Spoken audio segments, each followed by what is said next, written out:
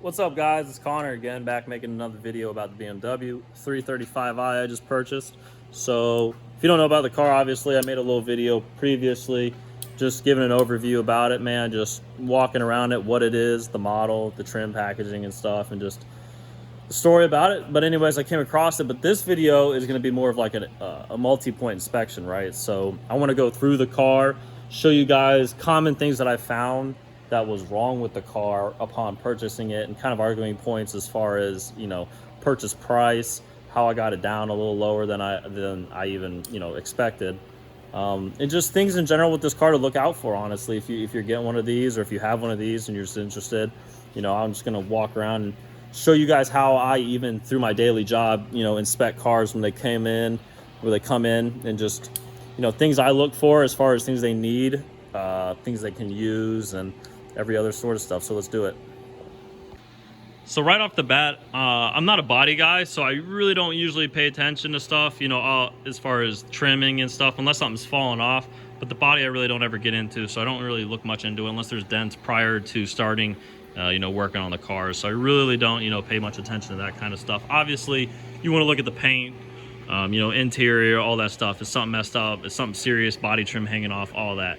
But aside from that, mechanical, right? So where do I start? You know, usually I'll almost always, you know, go and drive the car. That's number one. Drive the car. How does it feel? You know, is it pulling one way? Is the suspension loose?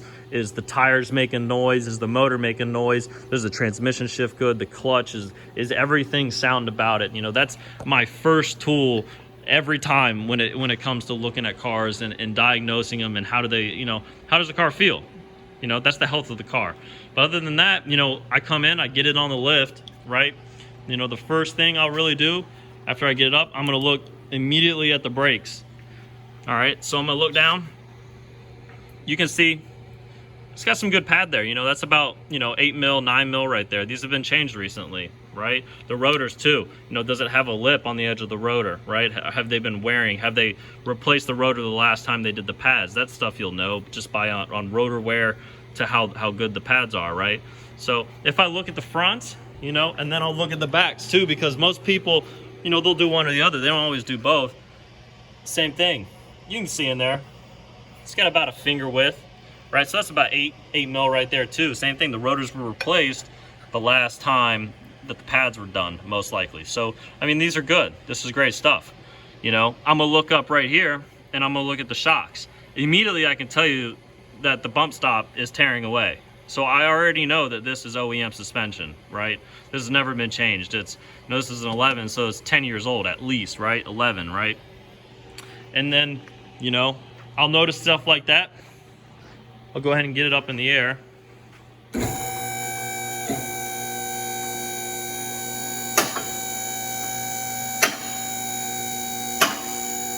Once it's up, I already got the wheel off on this side. I just wanted to get a good view of the inside wheel well and suspension and stuff. But I'll always, if you can get the car in the air, I'll always come around, you know, take the front tires, and you want to rock them, you know, back and forth, both hands on each side, and up and down also. That's really going to tell you, are your ball joints wearing? Are the tie rods wearing? Is it making noises when they move? Do they click? Is there free play in the front suspension? Same thing in the rear. You really don't have tie rods, you know, but you definitely have bushings. If you feel the car wander, I mean, that's a clear indication that something's wearing in the suspension. So what is it? Same thing. On this side, you know, the bump stop's worn away, right? And then I'll look at, you know, does the shock have, you know, fluid? Does it look like it's been leaking a little bit? But I can tell you just from this bump stop being worn like that, the suspension at times is able to travel longer than it should, right? So I'm already gonna suggest that the suspension's worn, because if it's been traveling past its recommended point, it's probably wearing, right? It's kind of just common. But, you know, you want to look at tires next. So tires, I bought the car. Tires are expensive. You're gonna spend $1,000 getting a new set of tires for a car if they're bad. So you got to bargain that stuff in. Now, if you look at this tire, you can tell on the outside it's bald, right? You can feel it, it's smooth. The inside is great, right? But that's not what's important. You know, this can be a little low. If the outside is low like this, it's been pushing, right? There's toe, there's camber wear. You know, once this is gone to the sidewall right here, you've lost all safety of this tire. If it's a little low right here, you got some life left, but regardless, if the inside's low, outside's low, or the whole tire's low, I'm replacing the tire straight up. And here's the deal. It doesn't look that bad, right, on the outside. Let me get it in the air a little bit more and show you guys what's really wrong with this. And this is stuff I see all the time, continuously, okay?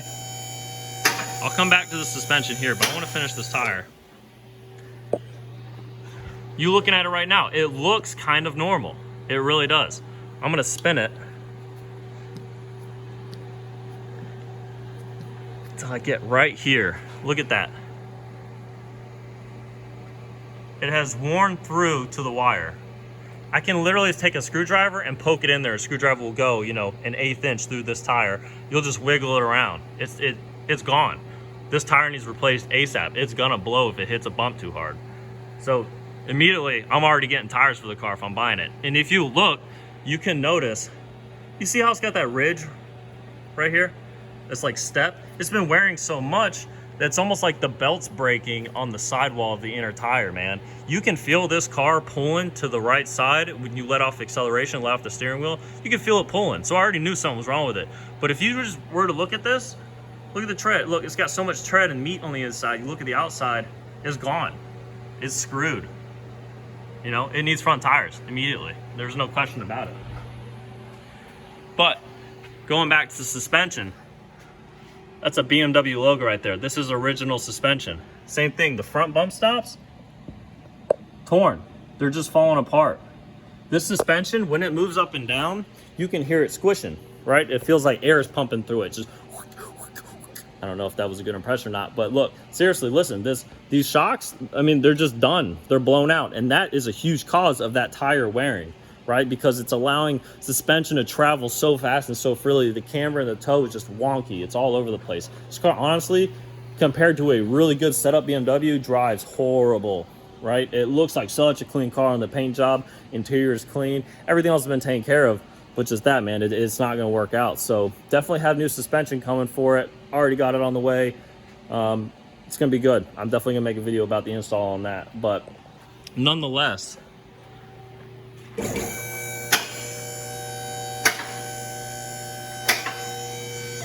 going back to BMW 335, and this is BMWs in general, honestly. So if you know about these arms, these wear all the time. This bushing right here is actually filled with an oil. It's like a fluid, right? So it has a rubber outside or a rubber inside insert, and then it's a rubber, you know, balloon essentially, and then there's fluid inside of that. If you were to poke it, you know, fluid squirts out.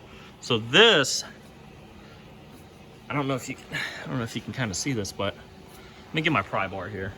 Hold on.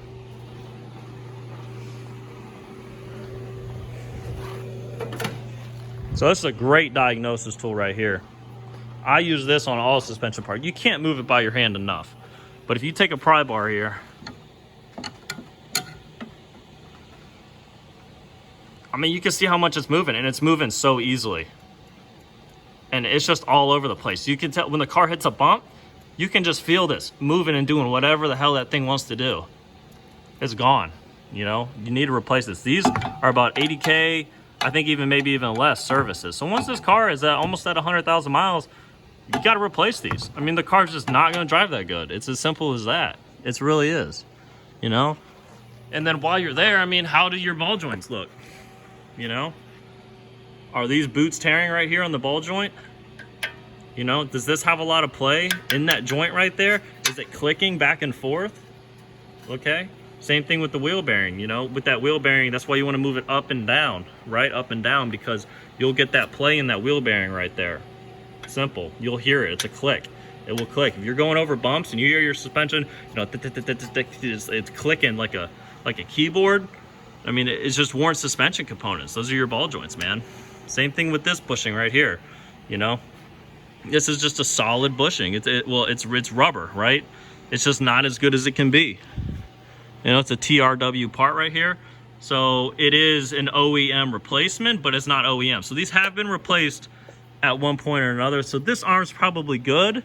I'm still gonna upgrade this arm to, you know, a spherical M3 bearing. You know, I'll show you, definitely have videos on that. You know, and then your sway bars right here. You know, look at the movement in these. You know, are they good? So specifically on the BMW, look at that. Look at that rubber. I mean, it's not broken, but it's rubber. It just looks OEM. It looks like maybe it hasn't ever been replaced, or if it was, maybe it was a long time ago. I wouldn't really recommend this to. Sorry about that. I hit the video off. So yeah, moving to the engine bay. I mean, this is something everyone's, you know, pretty much curious about. I've seen these a lot, you know, leaking on the BMWs. Not much you can do with these. Honestly, they leak at the cap, they crack, they do this thing, right? So if the car doesn't have any performance issues, you know, like a boost leak and stuff, you know, obviously these pipes right here are all plastic. These are prone to breaking, usually on removal and installation though. So I definitely do check them out, you know, the condition of them. Have they been replaced? Are they original? If they're original and I start doing work, I'm probably gonna have to replace them. I mean, that's like $500 to do all the charge pipes. So that's a huge thing to consider. But fluid wise, you know, you'll definitely come over here. I want to look down in the coolant reservoir. This actually looks green. I usually expect to see a blue coolant in these, right? The fact that it's green, I don't know if they put the wrong coolant in it, but I always put, it's just a blue color coolant, and that's what BMW calls for. You know, and so considering that, you know, it's probably fine, but I may flush it out and put what's good in it. Windshield wiper fluid, I never really pay attention to. You know, your fuse box panel on these is under here. You know, I always want to look at the condition of everything. Does everything look like it's been intact? You know, are there bolts missing? Are there screws missing? Is stuff broken? Has people been in here, you know, messing with the car? Is there anything else that's just out of place? You know, does everything look good on the car? I'm gonna look down at more leaks. So these motors specifically are super prone to leaking at the valve covers, and there's this huge cover on here, you know, and I don't even want to take this off, so I'm not going to do it in front of anybody, you know, if I'm buying a car or looking at it, and you got to remove the whole intake just to get that out. So, but what you can do, which is the telltale sign if this valve cover is leaking, because it's the most common leak point, is in the back here, right? So if you look down here, let me try and get a good image. You can see that. Let's see here. You see that leak? You see where it's brown right there? You can see that spot right there where the flashlight's pointing down on, right there. That's oil being down there, being dripped on, and it's collecting. And there's a puddle of it inside that screw housing right there. It's really hard to see, but right there's like a puddle of it being built up right there where I'm aiming at. So I know that this valve cover is leaking, so the valve cover gasket's gonna have to be done. It's also leaking on the exhaust. It's leaking right down there. I don't know if you can see it. Do you see how black it is? You won't believe it, but my storage filled up again and the video ended. But what I was saying is simply that it is leaking on the exhaust, and the valve cover definitely has to get changed out. So moving on though, man, everything else. What's the condition of everything else? I mean, these are prone to leaking too at the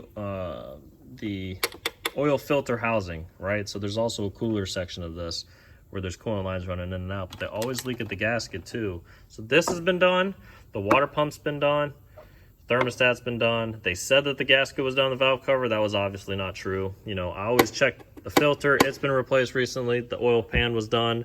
These are big maintenance things that all add up, and it's everything that I checked out.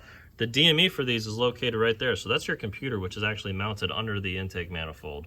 You know, so definitely want to take a look at that wiring and stuff. If that stuff looks like it's been messed with and not installed correctly back again, you know, it looks like an animal's been eaten in there, you're going to have a serious issue as far as working on this car. You know, you're always going to be chasing electrical problems, which I don't have. Everything feels good about the car. The AC works, the clutch works. The motor stays at temperature. I mean, everything is pretty sound about this thing, and I really do love it. It's a great car, but it had its issues, and I just wanted to show you guys, you know, the underlying stuff with this thing. You can't really check the engine oil, but through the CBSs or the CSBs, you can definitely go in there and check the life of the oil if it's been done. There is no dipstick on any of these cars anymore, so you really can't look at that. You know, and the motor sounds good. And that's the biggest thing. You know, I always start it up and run it, and I think I showed you guys in the last video of it running, so I'm not going to do that. But everything pretty much checks out that I've seen, and I've showed you guys everything. I'm definitely replacing suspension parts. I'm definitely doing motor upgrades. I'm definitely fixing that leak. you know, I can make this car pretty much 100%, and that's what I'm gonna do. So I appreciate you guys watching this video, me wasting your time, but I just feel like I should be documenting this stuff, and I really like, you know, to get in there and just kind of show you guys how I do things in my daily life, because I do this for a living, and, you know, I love it. So appreciate y'all. See you next time. Thanks.